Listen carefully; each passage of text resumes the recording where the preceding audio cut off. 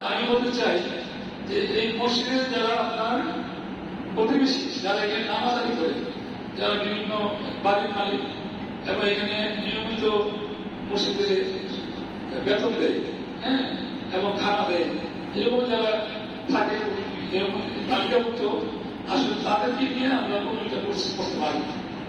এখনো আমি আমাদের আলোচনা ব্যস্ত, আমরা সারা কামাইচার অনেক বড় এলাকা। আমার কথা বলবে আপনি আগে বলতেন, আপনি আগে বলেন। যাই হোক, আমি বলবো যেমন আমার বিএনপির কোন নেতা এলাকায় যারা আছে তারা অনেক ক্ষতিগ্রস্ত হয়েছে, তারপরেও তাদেরকে আমি কমিটিতে বলে না যে কয়েকজন যারা আছে আমাদের সদস্য থাকবে। আর আওয়ামী লীগের কোন নেতা, কোন কর্মী, কোন সমর্থক এবং আওয়ামী লীগের ওই মোহাম্মদ হোসেন যেটা হাতে রইত এই সমস্ত কমিটি থাকতে পারবো। কারণ একমাত্র আমরা আল্লাহর গোলাম, আল্লাহর কাছে মাথা মতো করি।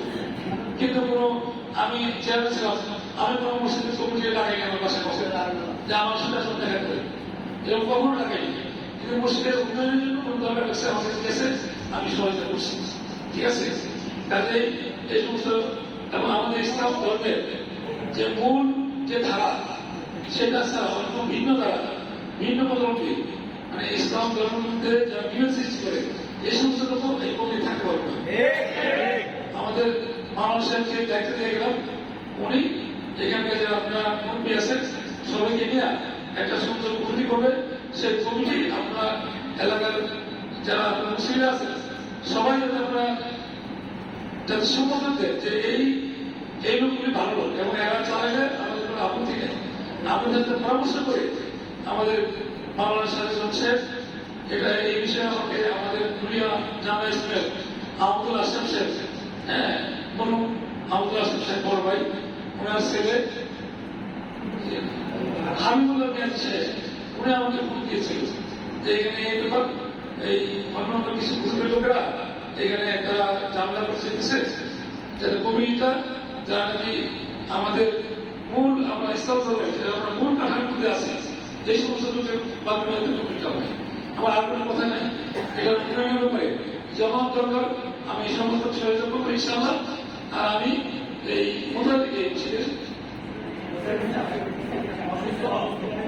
উনি আসেন, আচ্ছা প্রয়োজন বলে উনি প্রতিদিন কাজ করবেন, হ্যাঁ বললাম আপনি সব কমিটি নিয়ে ইনশাআল্লাহ কমিটি তৈরি করবেন। আগামী শুক্রবার এই কমিটি আপনারা ঘোষণা দিয়ে দেবেন, ঠিক আছে ইনশাআল্লাহ।